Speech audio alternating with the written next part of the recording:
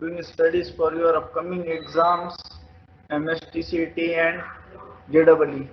Though the exams are postponed, but yet the exams are not cancelled. So I hope you all are focusing on your preparation for both the exams. So आज हम maths का एक ऐसा topic पढ़ेंगे जो आपके point of view से बहुत इंटरेस्टिंग और सिंपल है. But when I talk about entrance examination preparation about that particular topic, तो वहाँ पे कुछ चीज़ें ऐसी है जो हमें बहुत आसानी से समझना ज़रूरी है. From theoretical state board point of view, this topic is very simple, but from entrance point of view, there are some logic in this lesson which you named as mathematical logic. तो what basically mathematical logic is और हमें इसमें पढ़ना क्या है. तो logic is basically to deal with your Boolean algebra 1 and 0. अब digital electronics सुना है आपने, पढ़ा है, तो आप देखते हो वहाँ पे हम डील करते हैं 1 और 0 से. तो सेम उसी तरीके से लॉजिक में भी हम डील इसी तरीके से करते हैं in terms of true, in terms of false. कोई भी थ्योरी में असर्शन जो होते हैं वो सेंटेंस के फॉर्म में होते हैं. और अगर मैं इंग्लिश पॉइंट ऑफ व्यू बात करूं तो सेंटेंसेस 5 प्रकार के होते हैं. Declarative sentence, exclamatory sentence, interrogative sentence, imperative sentence. अब हर सेंटेंस कुछ ना कुछ बताता है हमें. जैसे एक्सक्लेमेटरी सेंटेंस की अगर मैं बात करूं तो एक्सक्लेमेटरी सेंटेंस हमको फीलिंग बताता है. एक्सक्लेमेटरी सेंटेंस हमको क्या बताता है? Strong feeling. अगर मैं एग्जांपल लूं उसका तो oh what a beautiful flower it is, मतलब I am expressing my feeling. अगर मैं इंपरेटिव सेंटेंस की बात करूं तो इंपरेटिव सेंटेंस क्या बताता है? रिक्वेस्ट और कमांड एक्सप्रेस करता है. जैसे please give me a cup of tea, मतलब what I am saying here, I am saying on a requesting mode. तो जहां हम रिक्वेस्ट और कमांड के फॉर्म में सेंटेंस को एक्सप्रेस करते हैं, ऐसे सेंटेंस कहलाते हैं आपके इंपरेटिव सेंटेंस. जैसे मैंने बोला please shut the door, what I am giving you is a request और कमांड. सेम इसी तरीके से अगर मैं इंटरोगेटिव सेंटेंस की बात करूं तो इंटरोगेटिव सेंटेंस में हम बोलते हैं जहां पर हम अपने एक्सप्रेस को फीलिंग करते हैं क्वेश्चन के फॉर्म में. What is your name, what are you doing. So these all are the types of sentences, and assertive sentence are basically that makes an assertion. तो जैसे अभी हमने बोला कि बात अगर हम करें डिक्लेरेटिव सेंटेंस की, तो डिक्लेरेटिव सेंटेंस कुछ डिक्लेयर करता है. अब वो जो डिक्लेयर कर रहा है दैट कैन बी ट्रू और दैट कैन बी फॉल्स. तो ये जो ट्रूथ और फॉल्सिटी है किसी स्टेटमेंट की, डिक्लेरेटिव स्टेटमेंट की, उसको बोलते हैं हम लॉजिक की भाषा में उसकी ट्रूथ वैल्यू. अब each and every statement must be इधर ट्रू और फॉल्स. अब वो स्टेटमेंट या तो ट्रू होगा या तो क्या होगा, फॉल्स. बट दोनों एक समय नहीं हो सकता. जैसे मैंने बोला कि आज इंडिया पाकिस्तान का मैच है, इंडिया मैच जीतेगा. तो अब यहाँ पे मैच है ये तो हम डिक्लेयर कर रहे हैं. अब इंडिया मैच जीतेगा तो यहाँ पे ट्रूथ और फॉल्सिटी की बात आती है. हो सकता है इंडिया मैच जीते या हो सकता है इंडिया मैच हारे. तो ये ट्रूथ और फॉल्सिटी उस स्टेटमेंट की कहलाती है लॉजिक की भाषा में ट्रूथ वैल्यू. अगर हमारी ट्रूथ वैल्यू ट्रू है तो हम उसको डिनोट करते हैं टी से, अगर वो फॉल्स है तो हम उसको डिनोट करते हैं एफ से. और यही हम चीज 1 और 0 से भी डिनोट करते हैं. ये ट्रूथ और फॉल्सिटी को हम 1 और 0 से भी डिनोट कर सकते हैं. तो basically what I M saying about the introduction कि मैथमेटिकल लॉजिक में जो हमको डील करना है वो किससे डील करना है, about truth and falsity of a statement. That statement can be your mathematical statement in the form of mathematical statement, that statement can be your in the form of English, anything, but that will declare something. तो अगर मैं statement की definition define करूं तो what basically a statement or proposition is.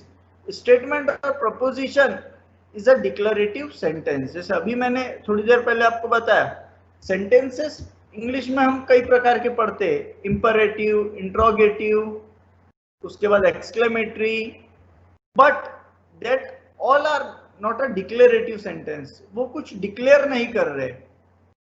But declarative sentence is a statement जो कुछ declare कर रहा है, जिसको हम एक ट्रूथ वैल्यू असाइन कर सकते हैं. वो truth value true or false हो सकती है, बट दोनों साइमल्टेनियसली नहीं हो सकती. An assertive simple sentence which is either true or false but not both simultaneously is called a statement. तो यहाँ से हमने बेसिकली क्या पढ़ने की कोशिश कर रहे हैं हम, कि what basically a statement or proposition is. तो आई होप आपको डेफिनेशन क्लियर हुआ होगा कि a statement or proposition is a declarative sentence to which it is possible to assign a truth value, true or false, but not both simultaneously. जैसे अभी मैंने आपको example दिया था कि today it's going to be rain, मतलब आज बारिश हो सकती है. अब हो सकता है आज बारिश हो भी, हो सकता है आज बारिश ना भी हो. आपको कुछ एग्जांपल्स दिए थे. हो सकता है कि आपके कुछ स्टेटमेंट्स कंबाइन हो गए, एक से ज्यादा स्टेटमेंट भी हो सकते हैं. एक स्टेटमेंट है तो हम उसको सिंपल स्टेटमेंट बोलते हैं, लेकिन अगर एक से ज्यादा स्टेटमेंट है तो हम उसको कंपाउंड स्टेटमेंट बोलते हैं. जैसे अगर मैं बात करूं ओपन सेंटेंस की, तो open sentence is a sentence whose truth can vary according to some conditions which is not stated in the sentence. मतलब ओपन सेंटेंस एक ऐसे हम सेंटेंस को बोलते हैं जिसमें जो हमारी ट्रूथ है वो कंडीशन टू कंडीशन वेरी होगी. जैसे ही इज एन इंजीनियर. अब मैं किसकी बात कर रहा हूं यहाँ पे, ही कौन है वो मायने रखेगा. अगर मैं किसी डॉक्टर को बोल रहा हूँ ही इज एन इंजीनियर, ये ओपन सेंटेंस हो गया. जैसे यहाँ पे x - 5 = 6, अगर मैं x की वैल्यू 11 रखता हूँ तब उस केस में x - 5 मेरा 6 होगा. बट अगर मैं x की वैल्यू कोई और रखता हूँ अदर देन 11, तो मेरी यहाँ पे ट्रूथ वैल्यू, ट्रूथ जो है स्टेटमेंट का बदल रहा है सेंटेंस का. तो ऐसे सेंटेंसेस को लॉजिक की भाषा में बोला जाता है ओपन सेंटेंस. इसके कई और अलग अलग एग्जांपल्स हम बता सकते हैं, और ये हमेशा ध्यान रखिए open sentences are either true or false. मतलब वो ट्रू भी हो सकता है, फॉल्स भी हो सकता है. जैसे ही इज एन इंजीनियर, अगर मैं किसी इंजीनियर को देख के बोल रहा हूँ तो वो ट्रू होगा, लेकिन अगर मैं किसी बिजनेसमैन को देख के बोल रहा हूँ ही इज एन इंजीनियर, तो वो फॉल्स होगा. तो any statement whose truth or falsity does not depend on another statement is said to be simple statement and denoted by small letters. मतलब किसी स्टेटमेंट की ट्रूथ और फॉल्सिटी किसी दूसरे स्टेटमेंट पे डिपेंड नहीं करती है, और ऐसे स्टेटमेंट को हम सिंपल स्टेटमेंट बोलते हैं. अब अगर एक से ज्यादा स्टेटमेंट है, तो जैसे मैंने बताया कि एक से ज्यादा स्टेटमेंट है तो हमको उनको क्या करना पड़ता है, कनेक्ट करना पड़ता है. तो जो फ्रेज और वर्ड से मैं उसको कनेक्ट कर रहा हूं वो कहलाते हैं उन स्टेटमेंट्स के लिए लॉजिकल कनेक्टिव्स और सिंपल कनेक्टिव्स, जिससे मैं उसको क्या कर रहा हूं, कनेक्ट कर रहा हूं. तो ऐसे लॉजिकल कनेक्टिव्स लॉजिक के टर्म्स में 5 होते हैं. एक होता है एंड, जिसको किस सिंबल से डिनोट किया जाता है ये आपको स्क्रीन पे नजर आ रहा है. एक होता है और, जिसको किस सिंबल से हम डिनोट करते हैं वो आपको नजर आ रहा है. एक होता है नॉट, जिसको आप निगेशन बोलते हो लॉजिक की भाषा में, उसको किस सिंबल से रिप्रेजेंट किया जाता है वो आपको नजर आ रहा है. एक होता है इफ देन, इफ देन को डिनोट किया जाता है एक एरो से, जिसमें एक लाइन में एक साइड एरो है। इफ एंड ओनली इफ को डिनोट किया जाता है एक लाइन और दोनों साइड के एरो से। तो this all are 5 logical connectives, जिससे आप दो या दो से ज्यादा सेंटेंस को क्या कर सकते हो, कनेक्ट कर सकते हो, कंबाइन कर सकते हो। तो अब हम एक एक करके ये लॉजिकल कनेक्टिव्स को पढ़ने की कोशिश करते हैं। जैसे logical connectives, in practice we often combine simple statements to form compound statements by using certain connecting words known as connective. जैसे मैंने बोला है, हम जनरल प्रैक्टिस में हम क्या करते हैं कि स्टेटमेंट्स को कंबाइन करते हैं, सिंपल स्टेटमेंट्स को कंबाइन करते हैं क्या फॉर्म करने के लिए, कंपाउंड स्टेटमेंट। कंपाउंड स्टेटमेंट मतलब जहाँ पे एक से ज्यादा स्टेटमेंट आ रहे हैं और उनको हम कंबाइन करने के लिए कुछ लॉजिकल कनेक्टिव्स लॉजिक के यूज करते हैं, जिसको आप बोलते हो लॉजिकल कनेक्टिव्स। और ये जो है वो 5 लॉजिकल कनेक्टिव्स है, and, or, not, if then, if and only if. तो अब एक एक करके हम पढ़ते हैं। जैसे कंपाउंड स्टेटमेंट की डेफिनेशन फिर से मैं अगर आपको रिकॉल करूं, तो compound statement it is a combination of 2 और मोर सिंपल स्टेटमेंट। तो यहाँ पे आपको ये ध्यान में रखना है कि कंपाउंड स्टेटमेंट की अगर मैं बात कर रहा हूं, तो कंपाउंड स्टेटमेंट में 2 या 2 से ज्यादा सिंपल स्टेटमेंट आएंगे, एक अकेला नहीं होगा। एक अकेले स्टेटमेंट की तो ट्रूथ और फॉल्सिटी बताना मेरे लिए बहुत आसान है, डिक्लेरेटिव सेंटेंस है तो अगर वो, पर अगर एक से ज्यादा डिक्लेरेटिव सेंटेंस अगर वहां आ रहे हैं तो उसको मुझे कंबाइन करना है। तो उसको कंबाइन करने के लिए लॉजिकल कनेक्टिव्स का इस्तेमाल करना है, और उस केस में वो स्टेटमेंट कहलाएगा आपका कंपाउंड स्टेटमेंट। तो what basically compound statement is a logical statement which whether simple और compound is called statement. Pattern और वेल डिफाइंड फॉर्मूला। तो पहले हम पढ़ते कनेक्टिव एंड, कि एंड कनेक्टिव का रोल लॉजिक में कंपाउंड स्टेटमेंट के लिए किस प्रकार होगा। तो अगर आप देखोगे तो एंड को हम लॉजिक की भाषा में कंजंक्शन बोलते हैं। लॉजिक की भाषा में हम एंड वाले कनेक्टिव को क्या बोलते हैं, कंजंक्शन। जैसे यहाँ पे बाजू में उसका सिंबॉलिक रिप्रेजेंटेशन दिया है P एंड Q, जहाँ पे P है आपका एक स्टेटमेंट, Q है आपका दूसरा स्टेटमेंट, और दोनों को हमने कंबाइन किया, कंपाउंड स्टेटमेंट बनाया, किसकी मदद से, कंजंक्शन की मदद से। तो any 2 statements can be combined by the connective and to form a compound statement is called the conjunction of the original statement. Original statement कितने आपके, 2, कौन कौन से, P और Q। तो उस P और Q को हमने कैसे कंबाइन किया, एक लॉजिकल कनेक्टिव से, जिसको एंड बोला हमने, और जिसको लॉजिक की भाषा में कंजंक्शन।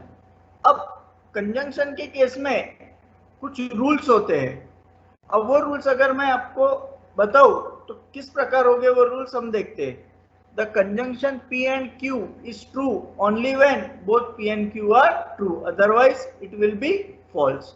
अगर आपका पहला स्टेटमेंट P, दूसरा स्टेटमेंट Q, दोनों अगर T है, मतलब दोनों की ट्रूथ वैल्यू अगर T है, तो आपका उसका जो P and Q compound statement बनेगा, वो उसकी ट्रूथ वैल्यू क्या रहेगी, T। अगर इन दोनों में से एक भी F है, तो इस केस में उस कंपाउंड स्टेटमेंट की ट्रूथ वैल्यू क्या बनेगी, F।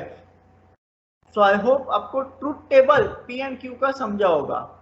तो क्या बोलना है एंड वाले कनेक्टिव का, कि अगर किसी 2 सिंपल स्टेटमेंट को आप कंबाइन कर रहे हो, कनेक्ट कर रहे हो कंपाउंड स्टेटमेंट बनाने के लिए, तो उस केस में आपका लॉजिकल कनेक्टिव अगर एंड है और दोनों स्टेटमेंट की ट्रूथ वैल्यू अगर T है, तो उस केस में आपके कंपाउंड स्टेटमेंट की ट्रूथ वैल्यू T होगी। अदरवाइज फॉर एवरी केस जहां पर F अगर आ गया तो वो क्या होगी, F। जैसे नोट में यहां लिखा है, the word and in English is used to combine 2 statements as well as 2 nouns. अब लॉजिक एक ऐसा चैप्टर है आपका जिसमें मैथ्स भी आता है, थोड़ा थोड़ा आपका रीजनिंग और इंग्लिश आता है। तो एंड का जनरली वर्ड, एंड को जनरली हम इंग्लिश में यूज करते हैं दो स्टेटमेंट को कंबाइन करने के लिए या दो नाउन्स को कंबाइन करने के लिए। तो हम इसका एक एग्जांपल लेते, Gopal and Govind are brothers, it is not a compound statement, ये कंपाउंड स्टेटमेंट नहीं है। जैसे अब अगर मैं बोल रहा हूं Gopal and Govind are playing, it is a compound of two statement. तो यहाँ पे दो स्टेटमेंट कौन कौन से हो गए, Govinda is playing, Govind is playing and Gopal is playing. But पहले वाले केस में क्या बोला था हमने, Govind and Gopal are brothers. तो ये कंपाउंड स्टेटमेंट क्यों नहीं हो सकता, क्योंकि मैं इसको ऐसा नहीं लिख सकता हूं Govind is brother and Gopal is brother. तो Govind is brother and Gopal is brother ऐसा अगर मैं लिख रहा हूं तो किसके ब्रदर है, तो ये कंपाउंड स्टेटमेंट नहीं कहलाएगा। Got it. अब सेकंड कनेक्टिव की बात करते हैं हम। सेकंड कनेक्टिव है हमारा और, जिसको हम रिप्रेजेंट करते हैं वी शेप सिंबल से। और इस और लॉजिकल कनेक्टिव को मैथमेटिकल टर्म्स में कहा जाता है डिसजंक्शन। एंड को बोला जाता है कंजंक्शन और को बोला जाता है डिसजंक्शन। रिप्रेजेंट करने का सिंबॉलिक फॉर्म है उसको P और Q, मतलब यहाँ पे P भी एक स्टेटमेंट है और Q भी क्या है, एक स्टेटमेंट। तो यहाँ पे हम पढ़ते हैं और कनेक्टिव का रोल क्या होता है मैथमेटिकल लॉजिक में। तो any two statements can be combined by or to form a compound statement is called disjunction of the original statement. Original statement क्या है आपका P, ओरिजिनल स्टेटमेंट क्या है Q। इन दोनों को आपने क्या किया, कंबाइन किया बाय लॉजिकल कनेक्टिव, जो कनेक्टिव है आपका और। तो इस और से जो आपने कनेक्ट किया तो इसकी ट्रूथ वैल्यू डिपेंड करेगी आपकी P और Q की ट्रूथ वैल्यू पे। जैसे for example if P and Q are two statements then their disjunction is denoted by P और Q, और उसको रीड किया जाता है एज P और Q। जैसे example P is a statement where 10 plus 9 equals to 19. Q is a statement stating that Sonia is my best friend. तो यहाँ पे P और Q का मीनिंग क्या होगा, 10 plus 9 equals to 19 और Sonia is my best friend। तो I hope आपको एग्जाम्पल क्लियर हुआ होगा। अब 10 plus 9 equals to 19 is always true। 10 plus 9 19 नहीं होता है, बाय मिस्टेक वहां पे 10 plus 9 equals to 13 लिखा है, but that should be 19। Therefore P और Q is true irrespective of Q। तो हमारा 10 plus 9 equals to 19 अगर हमेशा ट्रू है तो P और Q क्या रहेगा, हमेशा ट्रू रहेगा irrespective of Q, irrespective of Q। तो यहाँ पे रूल पढ़ते हैं, तो the disjunction is false only when both P and Q are false, otherwise it will be true।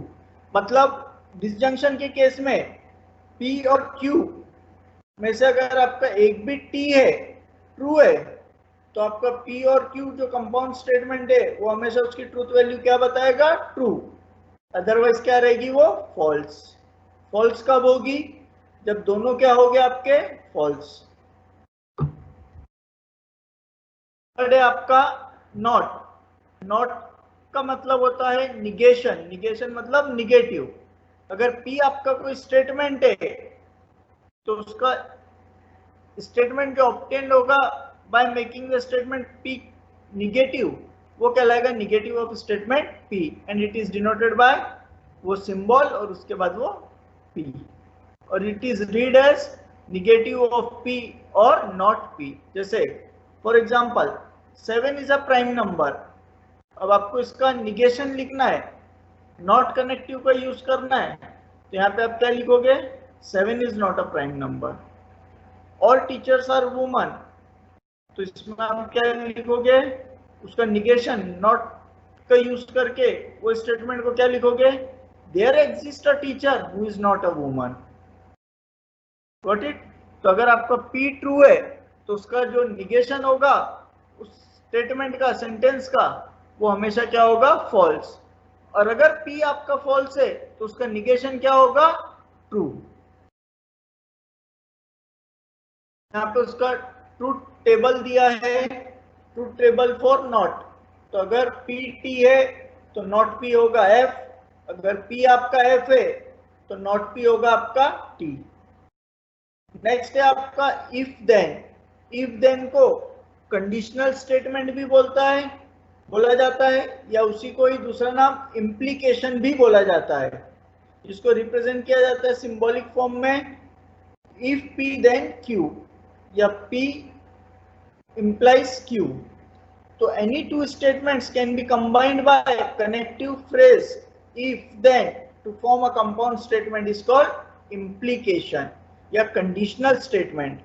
जैसे for example if P and Q are two statements, then if P and Q means that the statement P implies the statement Q or statement Q is implied by statement P. It is called conditional statement and it is denoted by P implies Q. जैसे example I go mad, जैसे P एक statement है जो बोल रहा है I go mad, and Q एक statement है जो बोल रहा है I bite you, then P implies Q क्या होगा? If I go mad then I will bite. तो आप समझ रहे हो यहाँ पे इम्प्लीकेशन किस प्रकार से यूज किया जा रहा है। P अगर स्टेटमेंट है आई गो मैड, तो अब ये आई गो मैड ट्रू भी हो सकता है, फॉल्स भी हो सकता है। मैं पागल होगा अगर तो वो ट्रू होगा, पागल नहीं होगा तो वो ट्रू नहीं होगा। क्यों? आई बाइट यू, मैं आपको काटूंगा, तो मैं अगर आपको काट रहा हूं तो वो ट्रू होगा, अगर मैं नहीं काटूंगा तो फॉल्स होगा। तो इसको अगर मैं कोई इम्प्लीकेशन कनेक्टिव की मदद से अगर इसको कंपाउंड स्टेटमेंट को रिप्रेजेंट करना है तो मैं कैसे रिप्रेजेंट करूंगा? If I go mad then I will bite, अगर मैं मैड होता हूं तो ही मैं आपको काटूंगा। तो ऐसे केस में इसकी जो ट्रूथ टेबल होता है, इसकी ट्रूथ वैल्यू होती है, वो कैसे होगी कि अगर P implies Q आपका फॉल्स तभी होगा जब आपका P ट्रू होगा और Q क्या होगा? फॉल्स। अदरवाइज बाकी सभी के लिए वो क्या होगा? ट्रू। अगर आपका पहला स्टेटमेंट ट्रू है और सेकंड स्टेटमेंट अगर फॉल्स है, तभी वो क्या होगा? तभी वो क्या होगा? फॉल्स। बाकी सभी के लिए वो हमेशा क्या होगा? True. Next if and only if. और इफ एंड ओनली इफ को बोला जाता है बाय कंडीशनल और डबल इम्प्लीकेशन। वहां पे क्या बोला है उसको? इम्प्लीकेशन और कंडीशनल इम्प्लीकेशन, यहाँ पे बाय कंडीशनल और double implication. P if Q. तो any two statements can combined by connective phrase if and only if to form a compound statement is called biconditional statement. जैसे if P and Q are two statements, then P biconditional Q is called biconditional statement. जैसे for example यहाँ पे एक P is a statement where A is greater than or equals to B and Q is a statement where B is less than or equals to A। तो यहाँ पे बाइकंडीशनल statement क्या होगा कि बाइकंडीशनल स्टेटमेंट ट्रू कब होगा? जब P और Q दोनों की ट्रूथ वैल्यू क्या होगी? सेम, या तो दोनों T होना चाहिए या तो दोनों F होना चाहिए। अदरवाइज बाकी सभी के लिए वो क्या होगा? फॉल्स। अगर P भी T है, Q भी T है, तो आपका बाइकंडीशनल स्टेटमेंट होगा T। अगर दोनों F है आपका तो बाइकंडीशनल स्टेटमेंट होगा फॉल्स। तो इस तरीके से लॉजिकल कनेक्टिव्स का इस्तेमाल किया जाता है मैथमेटिकल लॉजिक में। तो अगेन आई एम रिपीटिंग, वो 5 कनेक्टिव्स कौन कौन से? And, or, not, if then, if and only if. अब कुछ पॉइंट्स है आपको जो याद रखना है एंट्रेंस पॉइंट ऑफ व्यू। तो जैसे स्टेटमेंट और प्रपोजिशन इज एन असर्टिव और declarative sentence which is either true or false but not both.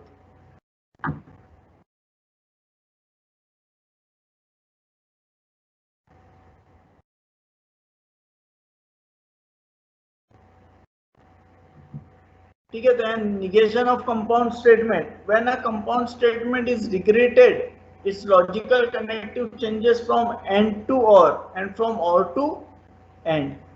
अगर किसी कंपाउंड स्टेटमेंट का निगेशन आपको करना है, अभी हमने एक सिंगल स्टेटमेंट की बात की है, अब हम बात किसकी कर रहे हैं, कंपाउंड स्टेटमेंट की। तो अगर किसी कंपाउंड स्टेटमेंट का निगेशन आपको लेना है तो वहां पे आपका कनेक्टिव लॉजिकल कनेक्टिव चेंज होता है एंड से और की तरफ और से एंड की तरफ। अब इक्विवेलेंस ऑफ फॉर्मूला, इक्विवेलेंस क्या है, इक्विवेलेंस का मतलब होता है दोनों में समानता। तो ए और बी इक्विवेलेंट कब हो गए, जब दोनों की ट्रूथ वैल्यू क्या होगी, सेम। मतलब जो ट्रूथ वैल्यू ए की है वही ट्रूथ वैल्यू अगर बी की है तो दोनों में क्या होगा, equivalence condition. And equivalence is represented by 3 lines.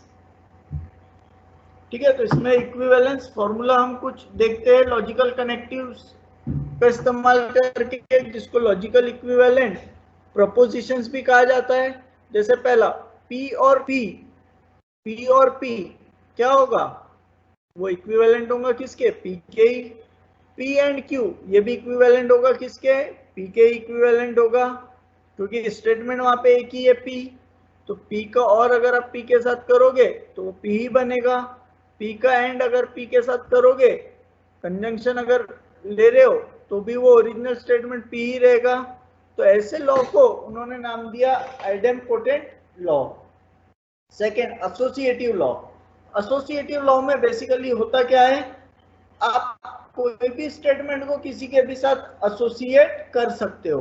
जैसे यहाँ पे एक स्टेटमेंट, कंपाउंड स्टेटमेंट है P और Q, और उसको फिर से कनेक्ट किया है किसके साथ, एक स्टेटमेंट R के साथ यूजिंग और। तो इसका इक्विवेलेंट क्या बनेगा, P और Q और R। मतलब अब हमने यहाँ पे Q को किसके साथ एसोसिएट किया, R के साथ। सेम उसी तरीके से अगर लॉजिकल कनेक्टिव एंड है तो उस केस में आपका क्या रिप्रेजेंटेशन होगा, आपको क्या रिप्रेजेंटेशन होगा कि वहां पे भी Q को आपने एसोसिएट किया R के साथ। फिर cumulative law, commutative law, commutative law में आप देखिए P और Q is equivalent to Q or P। जैसे मैंने आपको इसके पहले लास्ट क्लास में एक एग्जांपल दिया था, आप 2 + 3 लिखो या 3 + 2 लिखो, आपका आंसर नहीं बदल रहा है।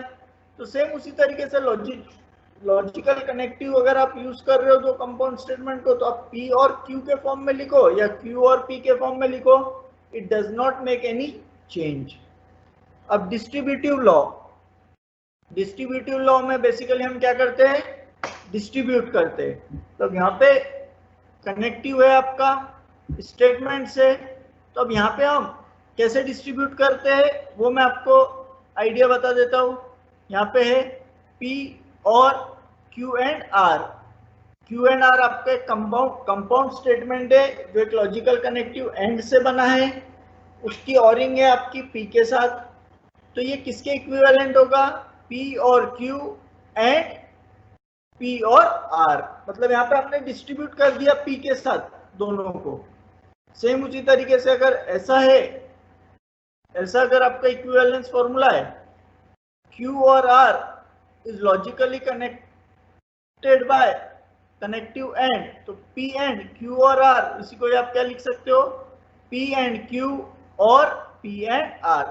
तो इसको बोलते हैं हम डिस्ट्रीब्यूटिव लॉ, जहां पे हमने क्या किए, हमारे कनेक्टिव को स्टेटमेंट के साथ डिस्ट्रीब्यूट किए। नेक्स्ट है एब्जॉर्प्शन लॉ। एब्जॉर्प्शन लॉ क्या है, अब उस पर बात करते हैं। तो P एंड Q की ऑरिंग अगर आप P के साथ कर रहे हो तो उसका इक्विवेलेंस क्या बनेगा आपका P, क्योंकि P एंड Q की कंडीशन क्या है, अगर दोनों T है तो T, अदरवाइज फॉल्स। तो दोनों T है तो वो T हो जाएगा, और ऑरिंग की कंडीशन क्या है, ऑरिंग की कंडीशन क्या रहेंगी, दोनों T है तो T, तो वो P मिलेगा आपको। मतलब जब आप उसकी ट्रूथ वैल्यू से उसको चेक करके देखोगे एब्जॉर्प्शन लॉ को, तो आपको वो चीज मिलेगी। सेम ऐसे उसी तरीके से डी मॉर्गन्स लॉ। और ये जो इक्विवेलेंस फॉर्मूले हम पढ़ रहे, ये आपके एंट्रेंस पॉइंट ऑफ व्यू बहुत इंपॉर्टेंट है। एंट्रेंस पॉइंट ऑफ व्यू आपको ये ध्यान में रखना है, तो कोई क्वेश्चन आप ऐसे ही सॉल्व कर सकते हो, इसलिए इसका इंपॉर्टेंस यहां पर है। जैसे डी मॉर्गन्स लॉ क्या बोलता है, निगेशन ऑफ पी और क्यू क्या होगा, निगेशन ऑफ पी और चेंज हो जाएंगे यहाँ पे काय में, एंड में। तो यहाँ पे negation of P and negation of Q. अगर negation of P and Q है तो वहां पे आपका पी और क्यू का निगेशन हो जाएगा स्टेटमेंट का, और एंड कनेक्टिव चेंज हो जाएगा किसमें, और में। तो ऐसे लॉ को बोलते हैं हम डी मॉर्गन्स लॉ। जैसे नेक्स्ट है P or F is equivalent to P। P or F is equivalent to P। इसका मतलब क्या है, P की वैल्यू TTFF है, लेकिन उसकी ऑरिंग कर रहे हो आप किसके साथ, F के साथ। तो उस केस में क्या मिलेगा आपको, P ही मिलेगा। या P और T को आप क्या कर रहे हो, कनेक्टिव से, यानी कोई सेकंड स्टेटमेंट है जो हमेशा ट्रू है बोला है, T लिखा है मतलब वो हमेशा क्या है, ट्रू। तो अगर उसको आप कंपाउंड स्टेटमेंट के फॉर्म में लिख रहे हो अगर किसी कनेक्टिव एंड के साथ, तो उसका भी इक्विवेलेंस हमेशा क्या मिलेगा आपको, P। सेम उसी तरीके से P or T comma F, मतलब अब आप एक स्टेटमेंट है P, उसकी ऑरिंग कर रहे हो ऐसे स्टेटमेंट के साथ जो ट्रू भी हो सकता है, फॉल्स भी हो सकता है। तो अब यहाँ पे जब आप ऑरिंग कर रहे हो, तो ऑरिंग के केस में क्या बोला है कि अगर एक T है दूसरा अगर F है, तो भी आपकी ट्रूथ वैल्यू T ही रहेगी, सिर्फ दोनों क्या नहीं होना चाहिए, F नहीं होना चाहिए। सेम उसी तरीके से P and T comma F, अब यहाँ पे आप कनेक्टिव एंड का इस्तेमाल कर रहे हो, तो P एंड T के केस में क्या बोला है, दोनों अगर T होगा तो वो T होगा, अदरवाइज क्या होगा, वो सभी के लिए F। सेम उसी तरीके से P और नॉट P का इक्विवेलेंस क्या होगा, T। जैसे मैंने बताया था P अगर T है तो उसका निगेशन क्या होगा, F। तो दोनों का अगर आप ऑरिंग कर रहे हो तो एक T एक F, तो ऑरिंग के केस में एक T एक F क्या बनता है, T ही बनता है, दोनों F नहीं होना चाहिए। नेक्स्ट है, अगर आप किसी स्टेटमेंट का निगेशन ले रहे हो और वो दोनों स्टेटमेंट को लॉजिकल कनेक्टिव एंड से कंबाइन कर रहे हो, तो उस केस में हमेशा आपकी ट्रूथ वैल्यू क्या होगी, उसकी F। अब कैसे होगी, अब P की ट्रूथ वैल्यू है मान लीजिए T, तो उसके निगेशन की ट्रूथ वैल्यू क्या हो जाएगी, F। अब कौन सा लॉजिकल कनेक्टिव यूज कर रहे हो आप यहाँ पे, एंड।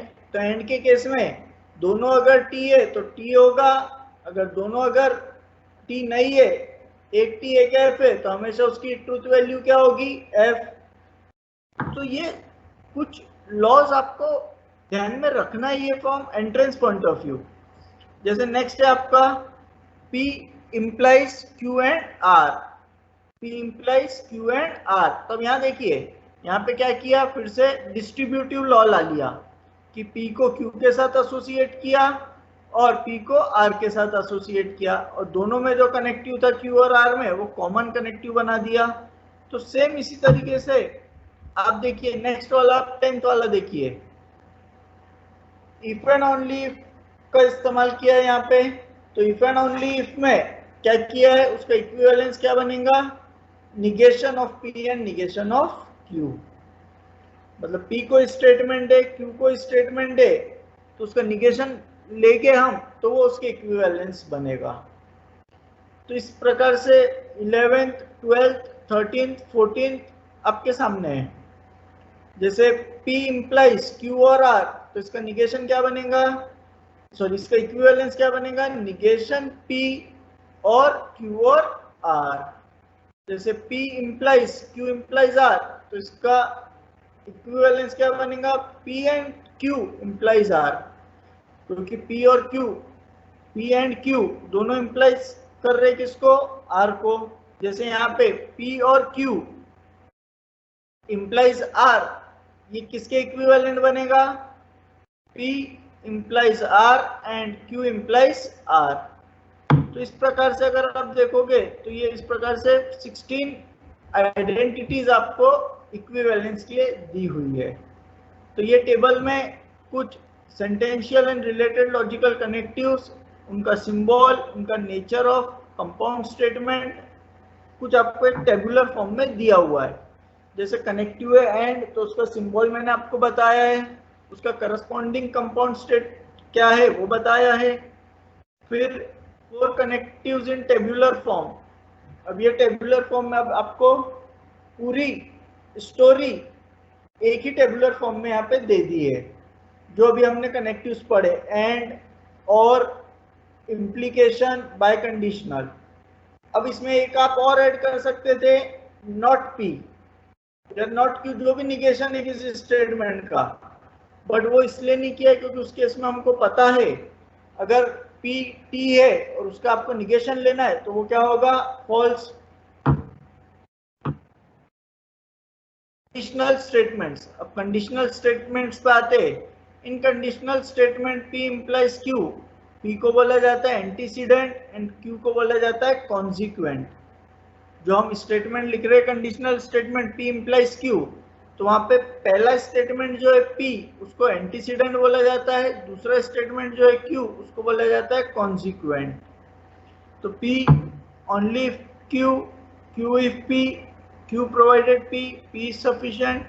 तो ये सेम उसी तरीके से बाय कंडीशनल, बाय कंडीशनल के केस में P if and only if Q, P is equivalent to Q, P is necessary and sufficient condition for Q, Q is necessary and sufficient condition for P।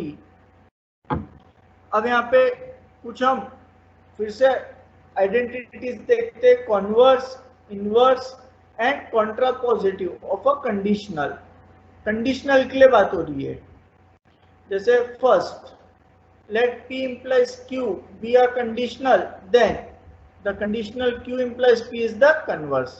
अगर P implies Q है तो उसका converse उल्टा क्या होगा, Q implies P, और उसका inverse, उसका उल्टा क्या होगा, कंडीशनल अगर आपका P implies Q है तो not P implies not Q, ये होगा उसका इनवर्स, इसका P implies Q का।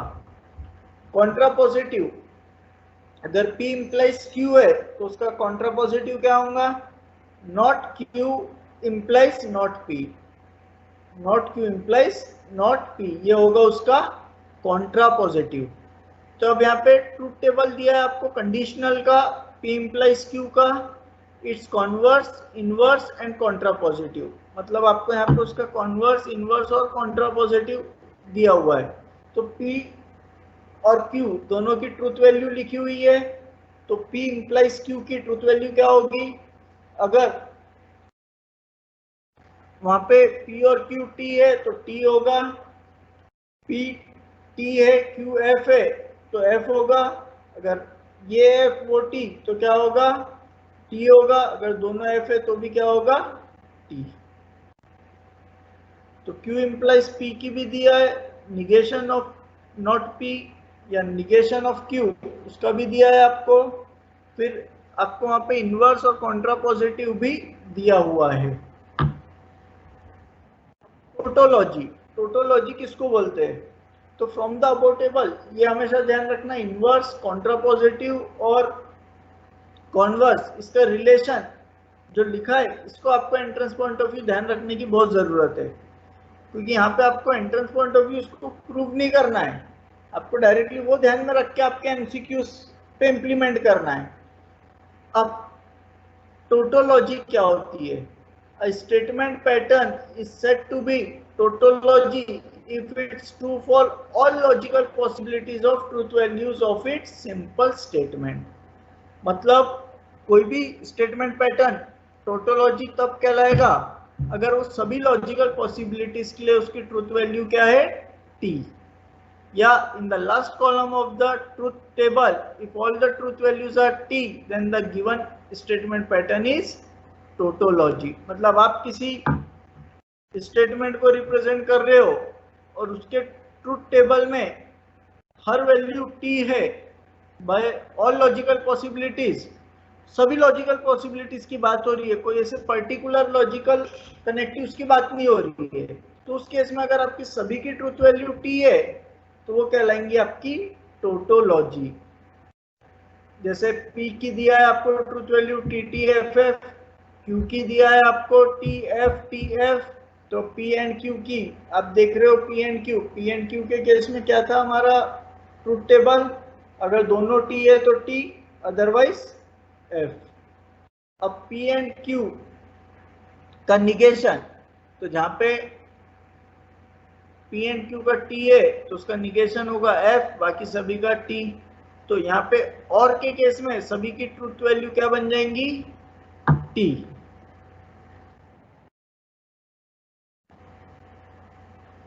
अब नेक्स्ट है कॉन्ट्राडिक्शन। कॉन्ट्राडिक्शन को बोलते हैं फॉल्सी। मतलब यहाँ पे कोई भी स्टेटमेंट पैटर्न कॉन्ट्राडिक्शन तब कहलाया जा सकता है जब उसकी सभी लॉजिकल पॉसिबिलिटीज उसके ट्रूथ वैल्यू की क्या होगी, फॉल्स। जब उसके सभी लॉजिकल पॉसिबिलिटीज सिंपल स्टेटमेंट की क्या होगी, ट्रूथ वैल्यू फॉल्स। तो ऐसे केस में वो कहलाता है कॉन्ट्राडिक्शन या फॉल्सी। मतलब इन the last column of the truth table के लास्ट कॉलम में सभी वैल्यूज क्या मिलना चाहिए आपको, f। अगर सभी वैल्यूज आपको f मिल रही है इसका मतलब है कि वो सभी क्या है, वहां पे कॉन्ट्राडिक्शन में है।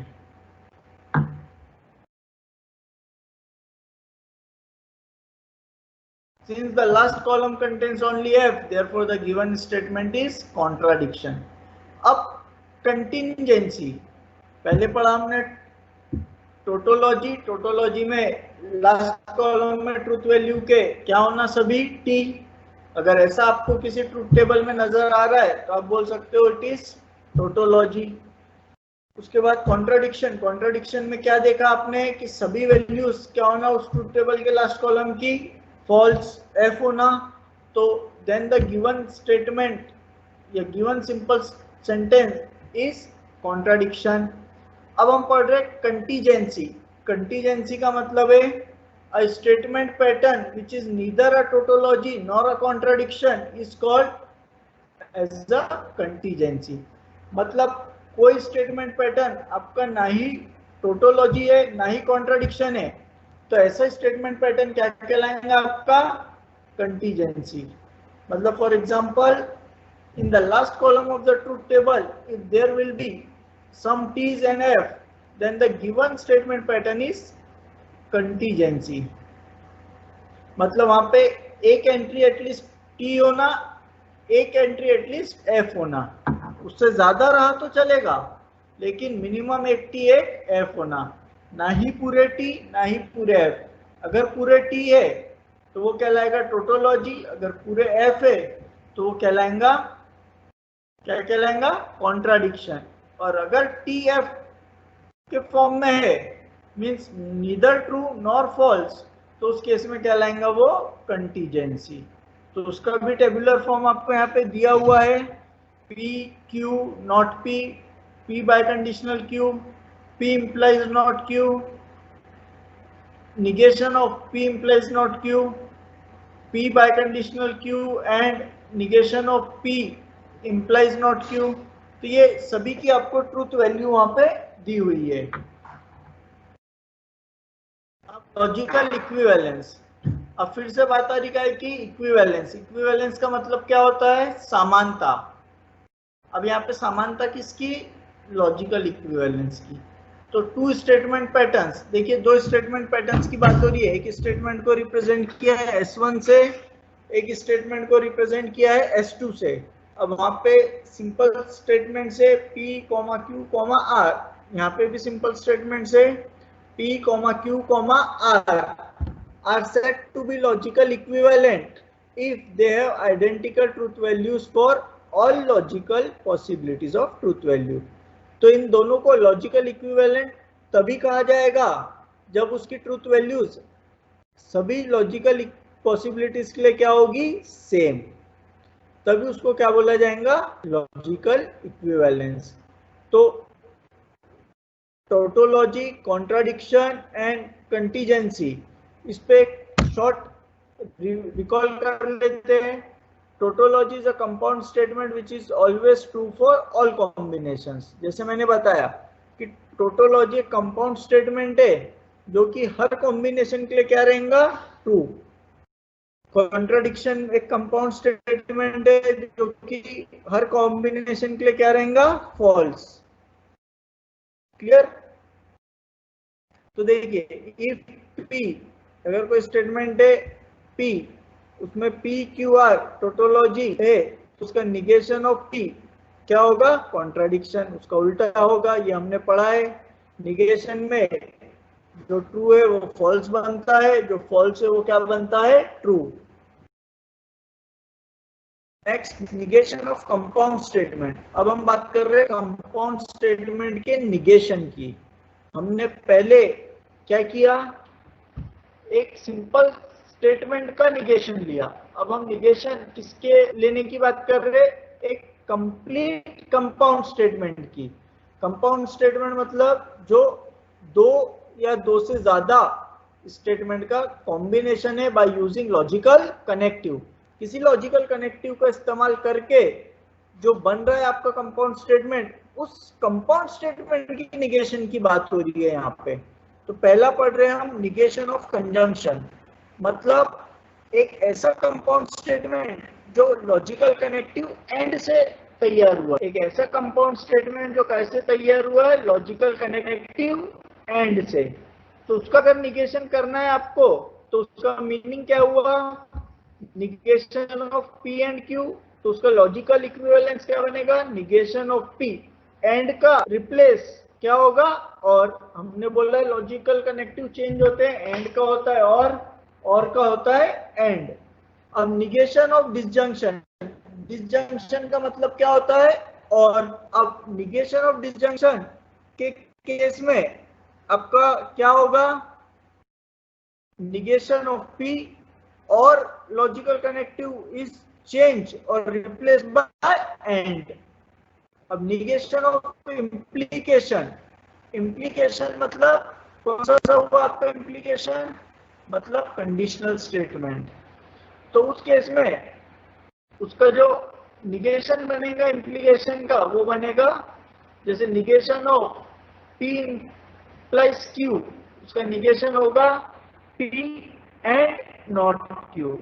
यहाँ पे रिप्लेस होता है इम्प्लीकेशन कैसे, एंड से। और बाय कंडीशनल का निगेशन क्या होगा, बाय कंडीशनल का निगेशन होगा आपका P एंड नॉट Q और Q नॉट P। उल्टा, negation of P bye conditional Q क्या होगा, P एंड नॉट Q और Q एंड नॉट P। अब डुअलिटी, डुअलिटी की बात करते हैं। डुअलिटी क्या होती है, डुअलिटी का मतलब क्या होता है, डुअल ऑफ ईच अदर, मतलब एक दूसरे के डुअल, मतलब एक पूरब तो दूसरा पश्चिम। So two compound statements S1 and S2 are said to be duals of each other if one can be obtained from the other by replacing and by or and or by and. The connectives and or are called duals of each other. अगर दो compound statement है आपके S1 और S2, तो वो एक दूसरे के डुअल कब कहलाएंगे, जब एक ऑब्टेन होगा मेरे को दूसरे से by replacing connective and by or and by or by and. मतलब जब मैं उनका कनेक्टिव रिप्लेस करूंगा, मतलब मेरे को एक ऑब्टेन होगा दूसरे की मदद से। कैसे ऑब्टेन होगा, तो मैं उसमें रिप्लेस करूंगा कनेक्टिव एंड को और से और को एंड से। तो note, if a compound statement contains the special variable T, tautology, or C, contradiction, then to obtain its dual replace T by C and C by T in addition to replacing and by or by and। मतलब यहाँ पे इसका meaning क्या है कि अगर आपका compound statement कुछ स्पेशल वेरिएबल कैरी कर रहा है, स्पेशल वेरिएबल अगर आपका T है मतलब टोटोलॉजी, मतलब जहाँ पे सभी T है, या कॉन्ट्राडिक्शन जहाँ पे सभी F है, तो ऐसे केस में आपको उसका डुअल कैसे ऑब्टेन होगा, तो आपको T को रिप्लेस करना पड़ेगा C से सी को रिप्लेस करना पड़ेगा टी से, इन एडिशन टू, मतलब आप जो कर रहे हो एंड को और से रिप्लेस करना और को एंड से रिप्लेस करना, ये तो आपको करना ही है, बट इसके साथ साथ एडिशन में आपको क्या करना है, टी को सी से रिप्लेस और सी को टी से replace as per the requirement, requirement के अकॉर्डिंग, नहीं तो आप हर किसी में नहीं, रिक्वायरमेंट को देखते हुए करना है आपको।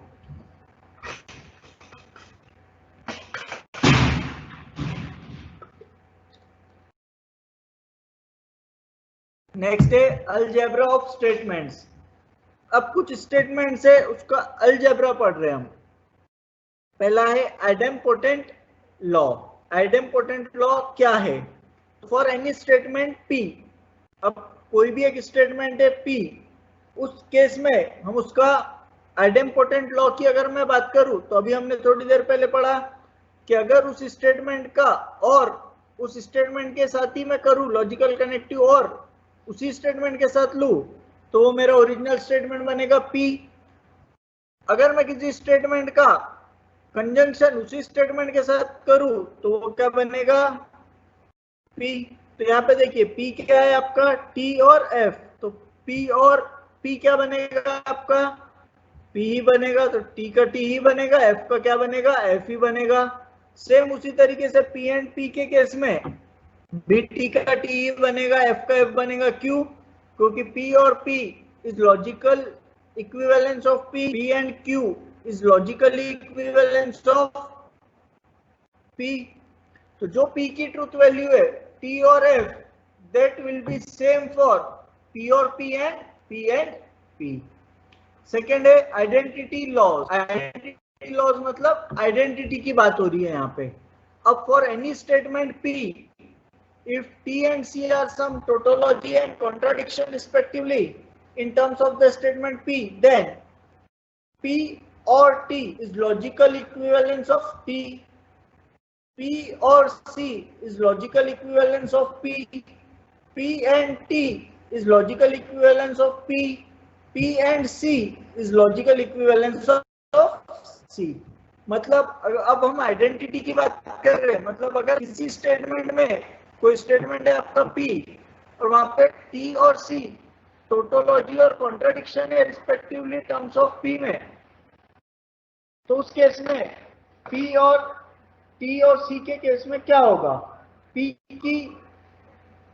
की ट्रूथ वैल्यू है T और एक ट्रूथ वैल्यू है F। तो टोटोलॉजी के केस में दोनों क्या होगी? T, क्योंकि टोटोलॉजी हमने क्या बोला है कि जिसकी सभी ट्रूथ वैल्यू क्या होती है? T। कॉन्ट्राडिक्शन के केस में हमने क्या बोला है? कॉन्ट्राडिक्शन मतलब फॉल्सी। फॉल्सी के केस में सभी लास्ट कॉलम में, कॉन्ट्राडिक्शन के कॉलम में सभी ट्रूथ वैल्यू क्या होगी? F। अब P और T, अब P और T के केस में दोनों T है तो T, एक T है तो P और C के केस में दोनों P और C के केस में एक T एक F है तो T, दोनों F है तो F। P एंड T के केस में एंड की बात हो रही है। अब एंड के केस में दोनों T है तो T अदरवाइज F, और P एंड C के केस में दोनों T है तो T अदरवाइज F। तो यहाँ पे दोनों क्या है? एक TF का कॉम्बिनेशन है, दूसरा FF का कॉम्बिनेशन है। दोनों T कहीं पे भी नहीं आ रहे, इसलिए P एंड C हमेशा क्या होगा? अब देखिए यहाँ पे P एंड T हमेशा क्या होगा? P। ये फर्क है। आप P and T equals to T देख मिल रहा है क्या आपको? नहीं। P and C equals to C क्यों मिल रहा है? क्योंकि लॉजिकल कनेक्टिव एंड की कंडीशन ध्यान में रखो, और P एंड T में भी लॉजिकल कनेक्टिव एंड की कंडीशन ध्यान में रखो, तो आपको वहां पे वो P मिल रहा है। Next complement law. Complement law किसे बोलते हैं? कॉम्प्लीमेंट मतलब कुछ देना। जैसे कई बार हमको कुछ कॉम्प्लीमेंट्स मिलते हैं, तो अब यहाँ पे कॉम्प्लीमेंट लॉस में भी कुछ इस प्रकार से कंडीशंस मिलेगी। For any statement P, if T and C are some tautology and contradiction respectively in terms of P, then P or negation of P is logically equivalent to T. P and negation of P is logically equivalent to C. Next, negation of P is logically equivalent to P. Negation of T is logically equivalent to C. negation of C is logically equivalent to T. ये तो obvious है, हम पढ़े इसके पहले भी और समझते भी है। एक स्टेटमेंट है P, उसका मैं निगेशन अगर ले रहा हूं और उसको ऑरिंग अगर मैं कर रहा हूं, कनेक्टिव और से अगर मैं उनको कंपाउंड स्टेटमेंट बना रहा हूं, तो हमेशा उसकी ट्रुथ वैल्यू क्या होगी? T होगी, मतलब टोटोलॉजी होगी। अगर मैं एक स्टेटमेंट है उसका निगेशन ले रहा हूं और उसको लॉजिकल कनेक्टिव एंड से जोड़ रहा हूं, तो हमेशा उसका जो लॉजिकल इक्विवेलेंस होगा वो क्या होगा? कॉन्ट्राडिक्शन, मतलब उसके लास्ट कॉलम में सभी वैल्यूज क्या होगी आपकी? Truth values F। अब कोई स्टेटमेंट है, अगर आपने उसका निगेशन लिया तो निगेशन ऑफ दैट स्टेटमेंट होगा, फिर से आप उसका और निगेशन लोगे तो वो ओरिजिनल स्टेटमेंट बनेगा। सेम उसी तरीके से अगर कोई स्टेटमेंट है, टोटोलॉजी है, मतलब जिसके लास्ट कॉलम में सभी वैल्यूज T है, तो उस केस में आपका जो लॉजिकल इक्विवेलेंस बनेगा वो कॉन्ट्राडिक्शन बनेगा। मतलब टोटोलॉजी में लास्ट कॉलम में सभी वैल्यूज क्या होती है? T। तो अब निगेशन ऑफ T क्या होगा?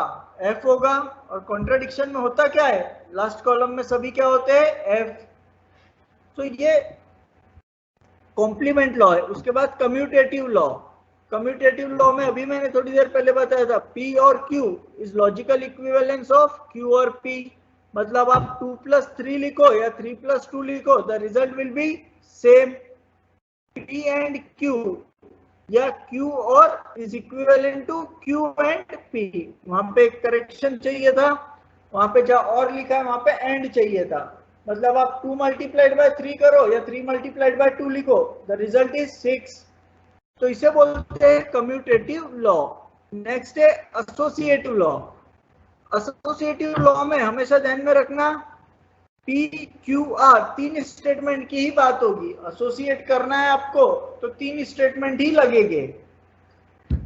तो एसोसिएटिव लॉ क्या बोलता है कि आपका एक स्टेटमेंट है P, एक स्टेटमेंट है Q, एक स्टेटमेंट है R। तो एसोसिएटिव लॉ में क्या होता है?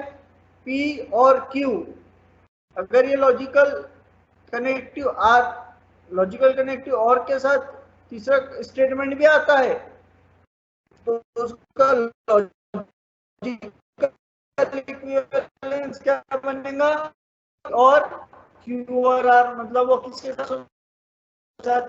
सेम उसी तरीके से P and R, it's the Q associate हो जाएगा R के साथ और logical connective will be same. Distributive law.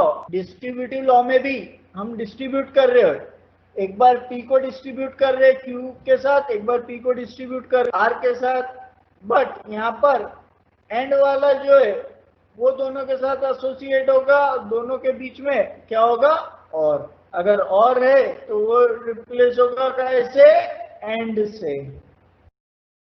De Morgan's law. De Morgan's law में आपने ऑलरेडी पढ़ा है।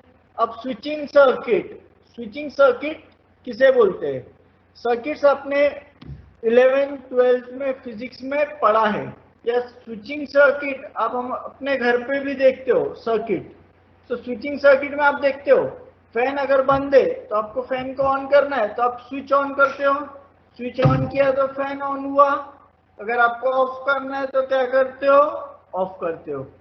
अब अभी तक हम 0 और 1 में नहीं खेल रहे थे, अभी तक हम काय में खेल रहे थे? T और F में। बट जनरली स्विचिंग सर्किट में हम instead of T and F हम वहां पे क्या यूज करते हैं?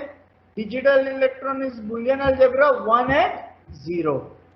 तो on state off switch is denoted bye 1। अगर स्विच ऑन स्टेट में है तो उसको डिनोट करते हैं 1 से, अगर ऑफ स्टेट में है तो उसको डिनोट करते हैं 0 से।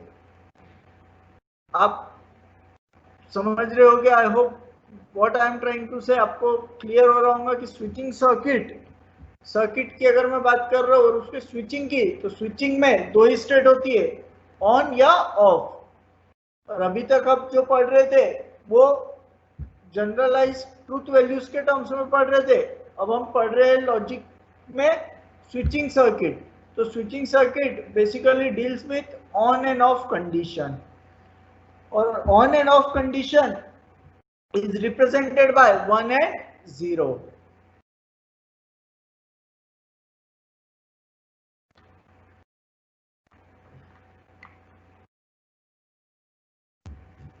और द सीरीज सर्किट, अगर आप बेसिकली सर्किट दो प्रकार से कनेक्ट होते हैं, इधर इन सीरीज और इन पैरेलल।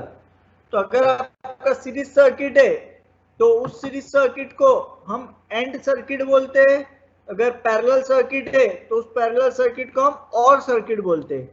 मतलब वहां पे हम दो स्विचेस को कंजंक्शन एंड का इस्तेमाल करते हैं जो स्विचेस के बीच में सीरीज सर्किट में।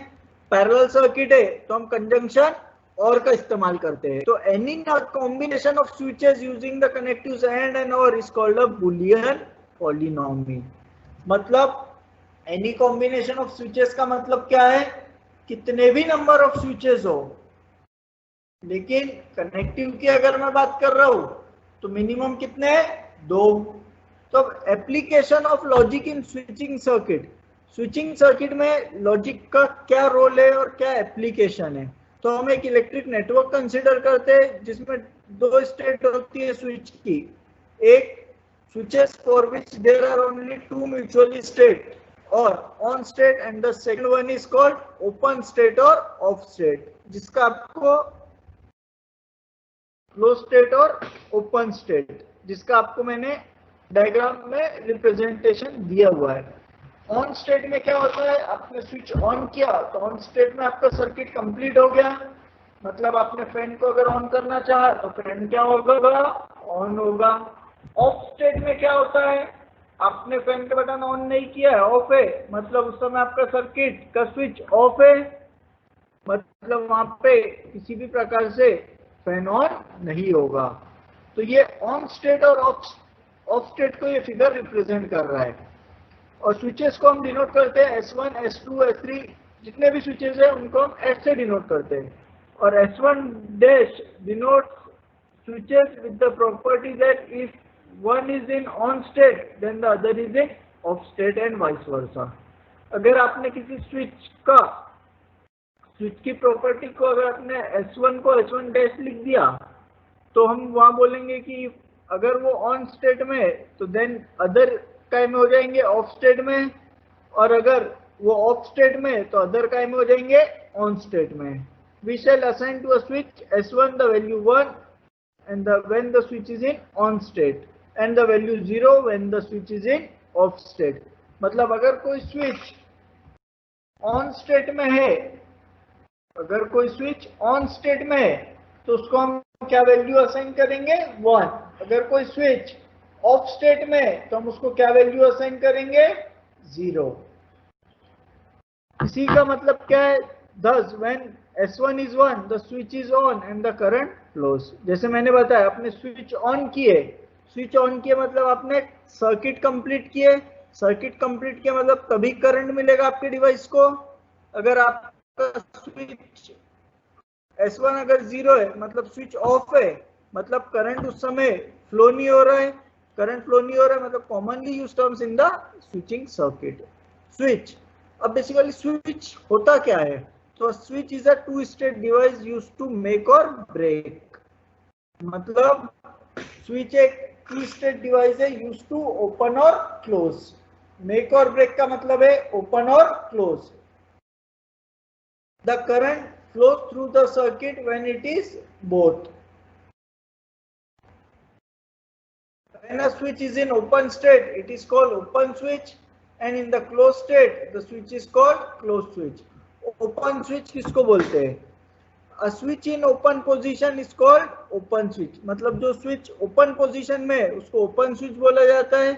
ओपन स्विच में ओपन पोजीशन में करंट फ्लो नहीं होता, मतलब इलेक्ट्रिकल इक्विपमेंट स्टॉप्स वर्किंग। जैसे मैंने बोला फैन का बटन जब तक मैंने ऑन नहीं किया तो फैन कौन सी पोजीशन में, ओपन पोजीशन में, मतलब वहां से कोई भी करंट पास नहीं होगा फैन तक, मतलब फैन आपका स्टॉप वर्किंग, मतलब फैन आपका वर्क नहीं करेगा। लेकिन the switch in the figure exhibits an open switch as it does not allow electric current to pass. अभी आप देखिए वो ओपन है, ओपन है तो इसका मतलब क्या है, वहां पे किसी भी प्रकार का करंट पास नहीं हो रहा है। तो close switch is a switch in a closed position is called closed switch. In closed switch, a switch allows an electric current to flow through it. Switch may result in lighting of a bulb or operations of an electrical equipment.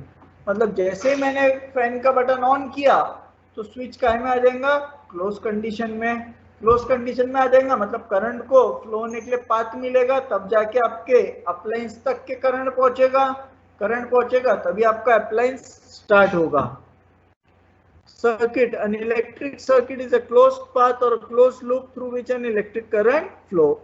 Circuit basically किसको बोलते हैं हम, एक ऐसे close network को, ऐसे close path को जहां से करंट हमारा फ्लो हो सके। और ये बेसिकली काय का बना होता है कंडक्टिंग वायर्स का, और सोर्स ऑफ सप्लाई लगता है उसको, that may be a battery. Some switching circuits, देखिए जैसे यहाँ पे एक सर्किट है, अब आपको एक सर्किट दिया है जिसको एक एनर्जी का सोर्स दिया है बैटरी के फॉर्म में। अभी आप देख रहे हो वो स्विच क्या है, ऑन। स्विच ऑन है तो बल्ब को करंट पास हो रहा है क्या, बल्ब से नहीं हो रहा है, मतलब बल्ब ग्लो करेगा क्या, नहीं करेगा। बट जैसे ही वो स्विच क्लोज हुआ, तो स्विच अगर क्लोज होगा तो बल्ब को करंट मिलेगा, तो बल्ब आपका काय में आ जाएगा, ऑन स्टेट में आ जाएगा।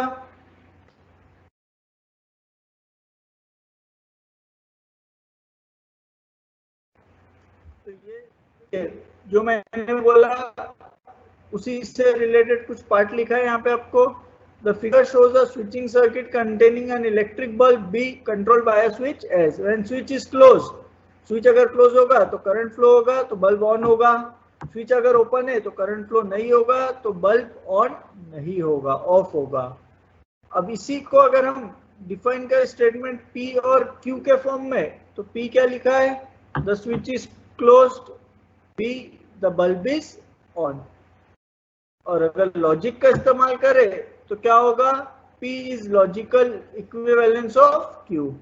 अब switches in parallel and switches in series, तो दो स्विचेस, अगर किसी स्विचिंग सर्किट में दो स्विचेस है और वो पैरेलल में लगे हैं, तो ये दोनों स्विचेस में से करंट सेपरेटली पास होगा। दोनों स्विचेस में से करंट कैसे पास होगा, सेपरेटली। मतलब now we consider a circuit containing two switches S1 S2 and a bulb B, so two switches S1 and S2 are connected in parallel। अब यहाँ देखिए, we observe that bulb B on कब होगा, दोनों में से at least एक switch क्या होना, क्लोज। अगर दोनों में से एक स्विच क्लोज्ड है तो भी आपका बल्ब ऑन होगा। यहाँ पे लॉजिकल कनेक्टिव क्या बनेगा आपका, P और Q is logical equivalent to R। मतलब स्विच S1 और S2 में से कोई एक स्विच क्या होना मेरे को, क्लोज, तो मेरा रिजल्ट क्या रहेगा, बल्ब ऑन होगा, बराबर। आपका स्विचेस इन सीरीज, मतलब इसको आप पैरेलल सर्किट को डिनोट करते हैं हम P और Q से, और सिंपली लिखते हैं P प्लस Q। और स्विचेस इन सीरीज, अगर दो स्विचेस आपके सीरीज में लगे तो उसमें से कोई एक भी अगर ऑन होगा तो करंट फ्लो होगा, ऐसा नहीं है। अगर दोनों स्विचेस सीरीज में है तो दोनों का ऑन होना जरूरी है, मतलब दोनों का क्लोज्ड होना जरूरी है। दोनों स्विच क्लोज्ड हो गए तभी आपके बल्ब को करंट पहुंचेगा, करंट मिलेगा तभी बल्ब क्या होगा, ऑन। तो ऐसे केस में आपका कनेक्टिव जो आएगा वो कौन सा आएगा, एंड। जैसे यहाँ पे तीन आपको स्टेटमेंट दिए, एक दिया है P दिया है आपको कि स्विच S1 क्या है, क्लोज्ड। Q दिया है S2 is closed. R the bulb is in on, the bulb is on. तो यहाँ पे P and Q is logical equivalence of R, मतलब दोनों जब क्लोज्ड हो गए तभी आपका बल्ब ऑन होगा। और पैरेलल में क्या था, कोई भी एक अगर क्लोज्ड होगा तो आपका बल्ब ऑन होगा। तो कुछ इंपॉर्टेंट नोट है जो आपको entrance point of view while solving numericals MCQs आपको ध्यान में रखना पड़ेगा। जैसे पहला, the series circuit P and Q is often called AND circuit and the parallel circuit P and Q is called. देखिए जैसे S1 स्विच S1 है, अगर वो ऑन है तो उसका निगेशन अगर लोगे तो वो क्या होगा, ऑफ. अगर ऑफ है तो उसका निगेशन ऑन. तो द स्टेट और behaviour of series circuit S1 and S2 and parallel circuit S1 और S2 इज शोन. अब यहाँ पे एंड और की कंडीशन अपन ने पढ़ा है. दोनों अगर टी है एंड के लिए तो क्या होगा, टी अदरवाइज एफ. और के केस में दोनों अगर एफ है तो एफ, अदरवाइज सभी के लिए टी. तो यहाँ पे वही चीज रिप्लेस की गई है बाय 1 एंड 0. स्विचिंग सर्किट में हम टी और एफ का इस्तेमाल नहीं करते हैं. स्विचिंग सर्किट में हम किसका इस्तेमाल करते हैं, 1 और 0 का. ठीक है. तो नेक्स्ट अब यहाँ देखिए कंसेप्ट एप्लीकेशन पॉइंट्स. ये कुछ आपके एंट्रेंस पॉइंट ऑफ व्यू कुछ कंसेप्ट है जो आपको ध्यान में रखना है. जैसे पहला है every statement is either true or false. A statement can never be both true and false at the same time. Second, normally the conjunction and is used between two statements which have same kind of relation. Conjunction and का इस्तेमाल generally हम कौन से दो statements के लिए करते हैं, जो same kind of relation exhibit कर रहा है. जैसे therefore the compound statements roses are red and 7 is a prime number sounds odd. सुनने में हमको अलग लग रहा है. यहाँ पे सेम काइंड ऑफ रिलेशन आ रहा है क्या, नहीं. बराबर. एक बात हो रही है कि रोजेस आर रेड, दूसरी बात हो रही है 7 is a prime number. But in logic it is a perfectly acceptable statement. क्यों acceptable है? Roses are red. Yes, roses are red. 7 is a prime number. Yes, 7 is a prime number. The word or is commonly used in two distinct ways. Sometimes it is used in the sense of P or Q both, that is at least one of the two alternatives.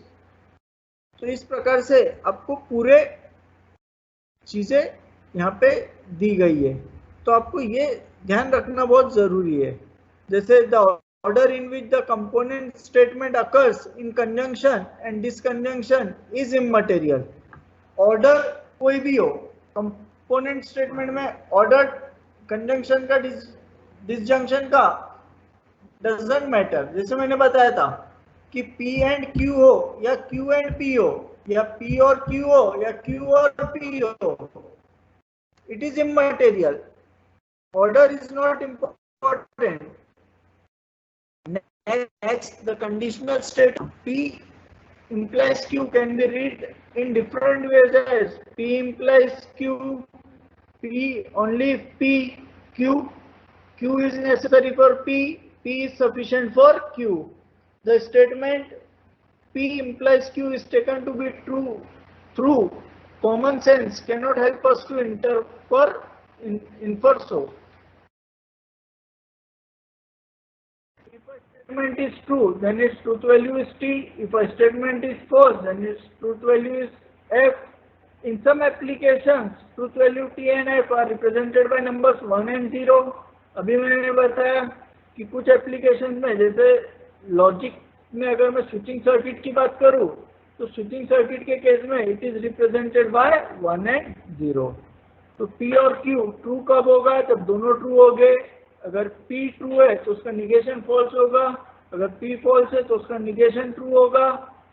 P bye conditional Q is true in all cases except when P is true and Q is false. P by conditional Q is false if P and Q have opposite truth values. Tricks पे तो अब तक जितना आपने पढ़ा, I hope it help you to clear your basic and recall what you have studied in your state board logic. अब कुछ time saving tricks है. कैसा, entrance is basically a trick game. आप स्टेट बोर्ड जब पढ़ते हो तो state board में you have to go through the entire theory, but from entrance point of view, when you have to solve numericals from entrance point of view, तो you need some tricks. Why you need some tricks? Because entrance is a game of short duration. Entrance is a game of short duration where you have options of questions, and which option is correct. For that you have to recall the entire thing, entire theory in your mind. So for that there are some tricks in this chapter also, in this lesson, mathematical logic. यहाँ पे कुछ tricks है, उस tricks को आपको ध्यान में रखना है जो आपको मदद करेंगी from numerical point of view. जैसे if a formula is equivalent to a tautology then it must be a tautology. मतलब अब आपको ये करके देखने की जरूरत नहीं है. अगर आपका कोई फॉर्मूला है वो किसी टोटोलॉजी के इक्विवेलेंट है तो result will be the tautology. मतलब आपकी ट्रुथ टेबल में लास्ट कॉलम में सभी वैल्यूज क्या होगी? टी.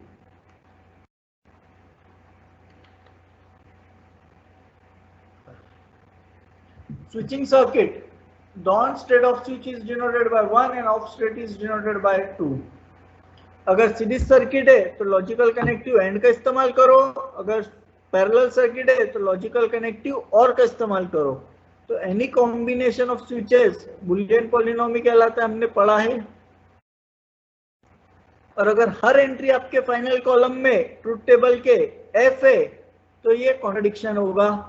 और any two statement formulas are equivalent then duals are also equivalent. अभी मैंने बताया था कि अगर कोई दो स्टेटमेंट फॉर्मूलाज इक्विवेलेंट है तो उनके डुअल भी इक्विवेलेंट होंगे. जैसे P इक्विवेलेंट है Q के तो उसका डुअल जब आप लोगे तो उनके डुअल्स भी एक दूसरे को क्या कहलाएंगे?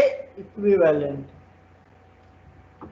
The negation of a formula is equivalent to its dual in which every variable is replaced by its negation. Converse of P implies Q is Q implies P, and the contrapositive of P implies Q is not P, not Q implies not P. The inverse of P implies Q is not P implies not Q. Imperative, exclamatory and interrogative sentences are not a statement. ये क्या नहीं, आपके statement नहीं है. तो कुछ numericals करते हैं हम from entrance point of view, कुछ एमसीक्यूज हम सॉल्व करते हैं. तो पहला MCQ, which of the following is always true. अब इसमें से पहला है कि कौन सा आपका हमेशा ट्रू रहेगा. उसमें चार ऑप्शंस दिए आपको. कौन कौन से दिए? पहला दिया है negation of P and Q is logical equivalence of negation of P and negation of Q. B, negation of P and Q is logically equivalence of negation of Q and negation of P. P implies Q. P implies Q is always logical equivalence of negation of Q implies negation of P. Negation of P implies Q is logically equivalence of P or not Q.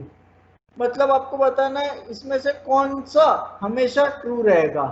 तो आपको अगर कुछ ध्यान में आ रहा होगा तो हमने कुछ चीजें स्टार्टिंग में मैंने आपको कुछ पॉइंट्स पढ़े बताए थे. फ्लो पॉइंट, देन आप डायरेक्टली उसका आंसर बता सकते हो.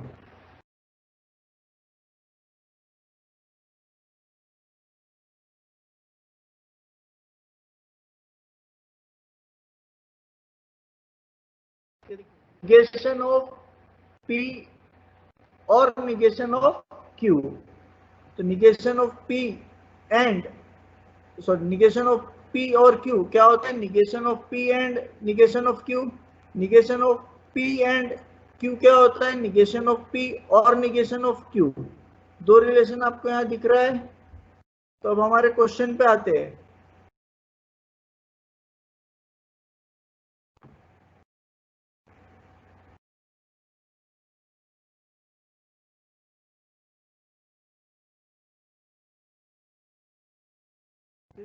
यहाँ पे आप देखोगे तो क्या क्या दिख रहा है आपको गलत? Negation of P and Q क्या था? निगेशन ऑफ P और negation of Q. And is replaced by और. और यहाँ पे और है तो और इज रिप्लेस्ड बाय एंड। आ रहा है आपको ध्यान? अच्छे से ऑब्जर्व करो, यहाँ पे एंड है तो उसका लॉजिकल इक्विवेलेंस क्या होता है? और है तो लॉजिकल इक्विवेलेंस क्या है उसका? एंड। देखते हैं फिर से एक बार।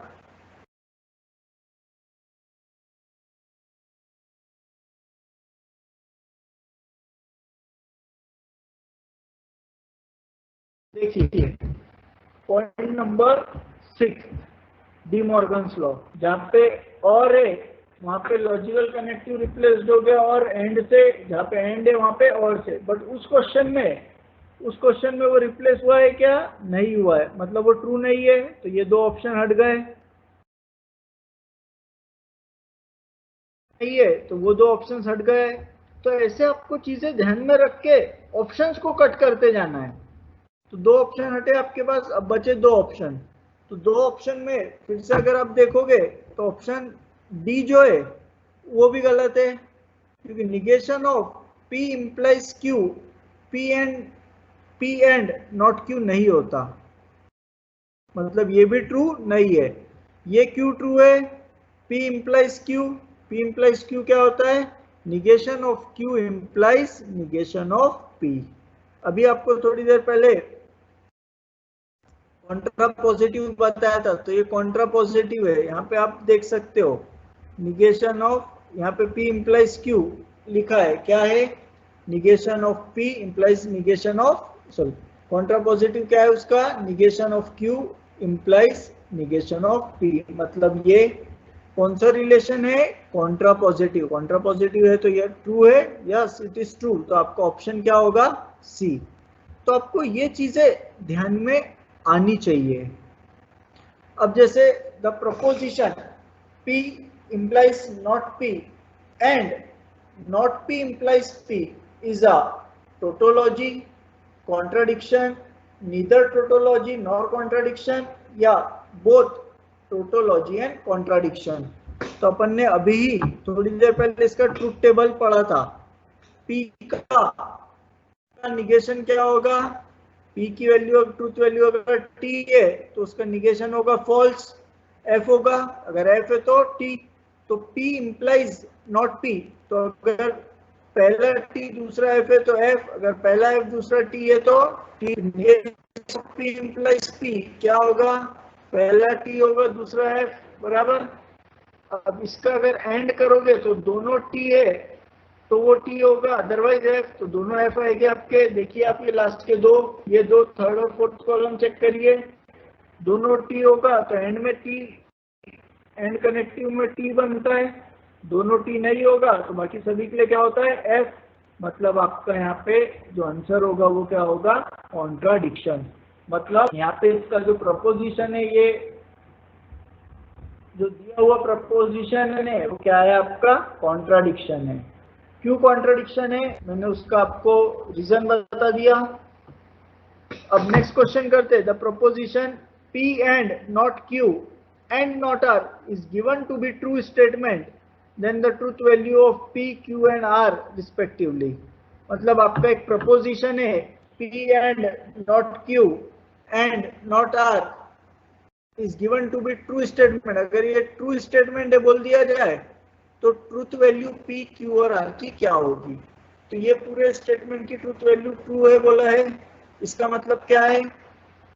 ये जो है आपका P एंड नॉट Q ये भी ट्रू है, और निगेशन ऑफ R भी क्या है? ट्रू, क्योंकि लॉजिकल कनेक्टिव दोनों के बीच में कौन सा है? एंड। तो दोनों जब T होता है तभी वो T होगा, इसका मतलब है कि P भी ट्रू है।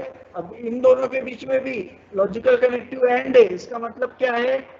P भी आपका T है और निगेशन ऑफ Q भी T है, और निगेशन ऑफ R भी क्या है? तो इसका मतलब क्या है? P एक्चुअल में ट्रू है, Q क्या है आपका? फॉल्स। Q फॉल्स होगा तभी उसका निगेशन ट्रू होगा, उल्टा होगा निगेशन में। और निगेशन ऑफ R ट्रू है, इसका मतलब ओरिजिनल R क्या है आपका? फॉल्स। तो क्या होगी ट्रूथ वैल्यू Q R की? T F F।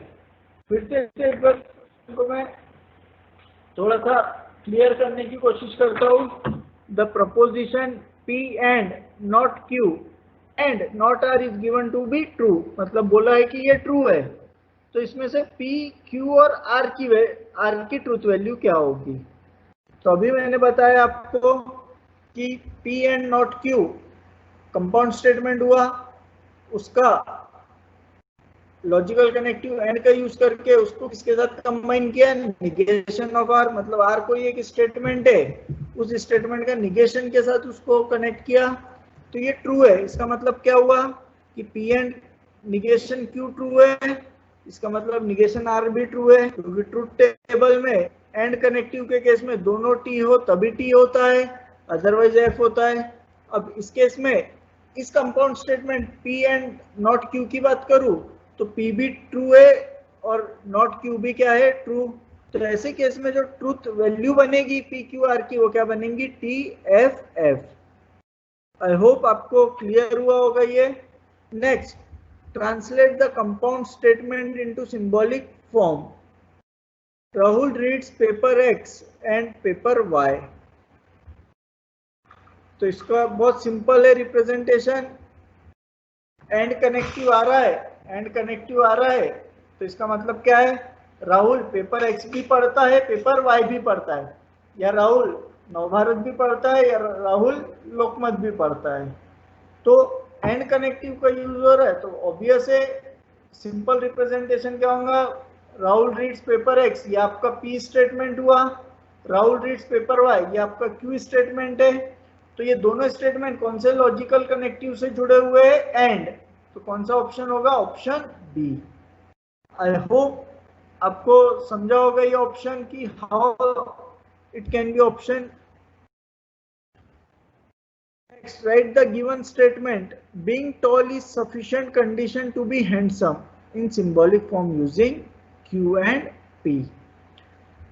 तो बोला है आपको यहाँ पे एक स्टेटमेंट दिया है कि being tall is sufficient condition, handsome होने की,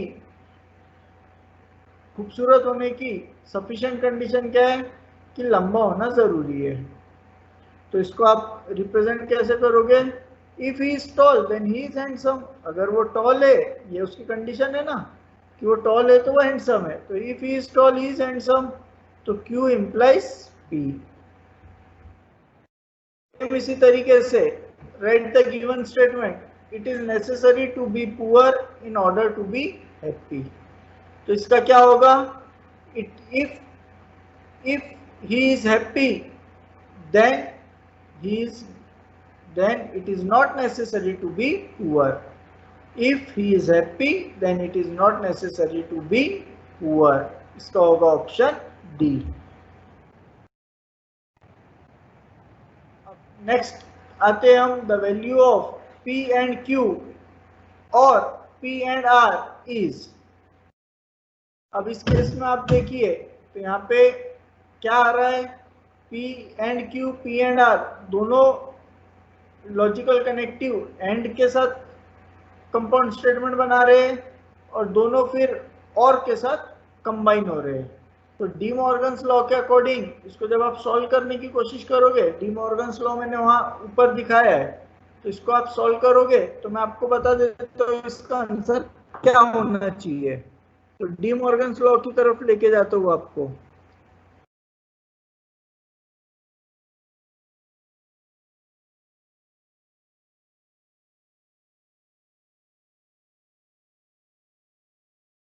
ठीक है, यहाँ पे देखिए डी मॉर्गन्स लॉ। तो डी मॉर्गन्स लॉ में आपको दिख रहा है कि P और Q क्या होता है, negation of P and negation of Q। P and Q क्या होता है, negation of P and Q क्या होता है, निगेशन ऑफ P और निगेशन ऑफ Q। तो डी मॉर्गन्स लॉ आपने यहाँ पे भी देखा, देखिए यहाँ पे भी देख रहे हैं आप डी मॉर्गन्स लॉ। तो उस केस में अगर आप यहाँ पे देखोगे इस न्यूमेरिकल में अगर आप डी मॉर्गन्स लॉ देखते हो तो यहाँ पे इसका जो होगा वैल्यू वो होगा P एंड Q और R, क्योंकि P दोनों में है, P दोनों में है तो P एक आपका कॉमन स्टेटमेंट हुआ और and is replaced by or, this or will become and by De Morgan's law।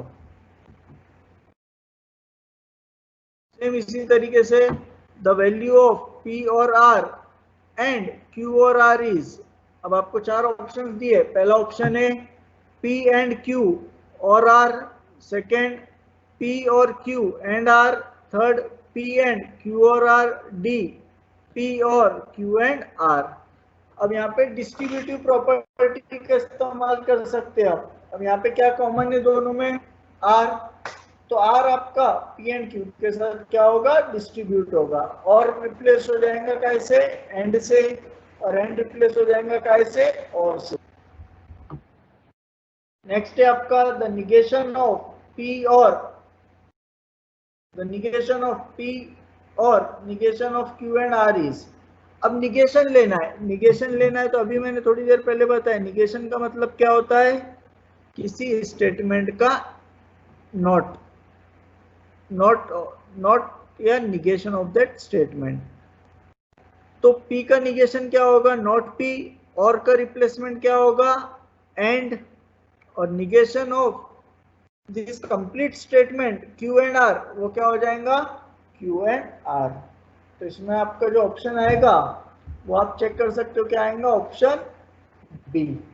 कैसे आएगा वो देखिए, यहाँ पे लिखा हुआ है, आपको निगेशन लेने बोला है कंप्लीट इसका, तो निगेशन ऑफ P बन जाएगा, और की जगह एंड आ जाएगा, और निगेशन ऑफ निगेशन क्या होगा आपका, ओरिजिनल स्टेटमेंट क्या है, Q एंड R।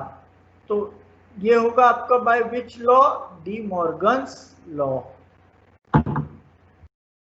नेक्स्ट है write the negation of the statement, if Sachin plays well then he will represent the state or the nation. इसका निगेशन लिखना है आपको एक स्टेटमेंट दिया है, उसका क्या लिखना है, निगेशन।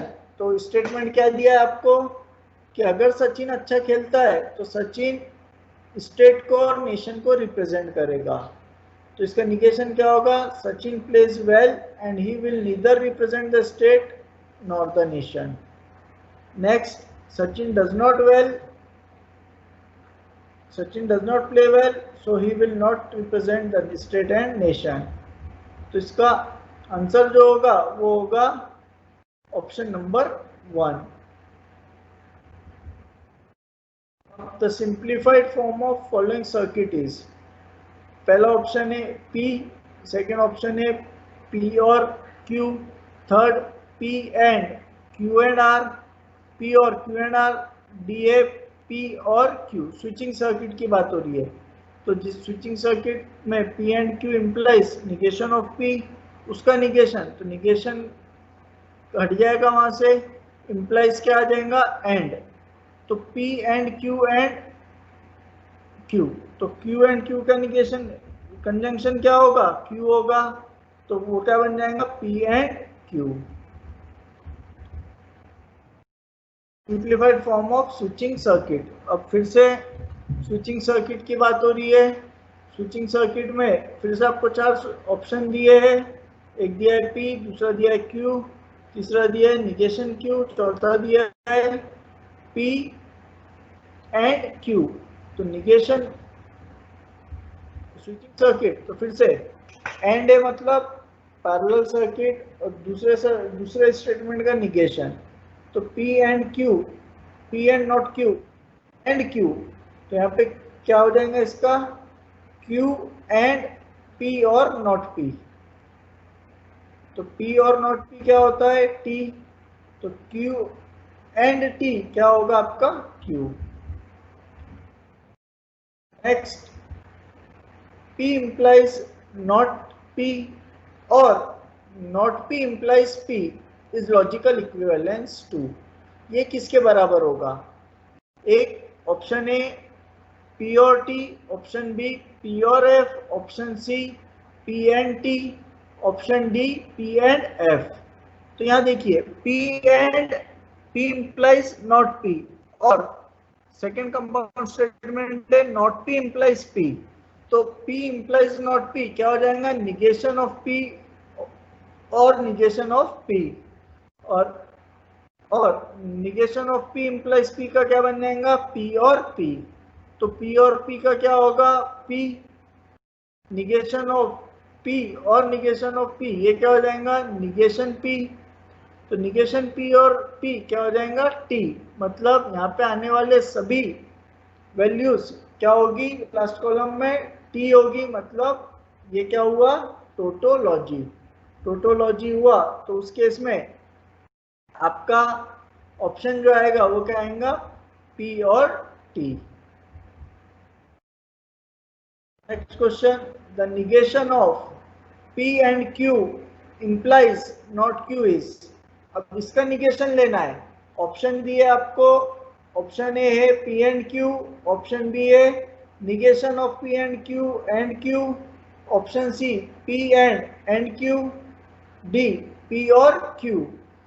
अब यहाँ देखिए इसका निगेशन अगर आप लोगे पहली टर्म का P एंड Q का, तो उसका निगेशन क्या बनेगा, negation of P and Q क्या हो जाएगा P एंड Q इम्प्लाइज की जगह आ जाएगा एंड, और निगेशन ऑफ Q मतलब Q।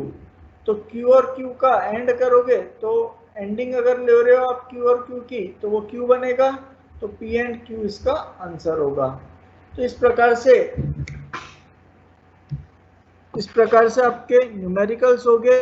अगर आपको इस न्यूमेरिकल्स में कुछ डाउट आता है तो आप पूछिए, कोई भी क्वेश्चन होगा तो आप क्वेश्चन आपका भेजिए, मैं उसका सॉल्यूशन आपको प्रोवाइड करूँगा। तो आई होप आपको लॉजिक में क्लियर हुआ होगा। बट स्टिल अगर आपको कोई क्वेश्चन ऐसा होगा जिसका सॉल्यूशन आपको चाहिए तो आप वो क्वेश्चन भेज सकते हैं। I will provide you the solution. तो थैंक यू।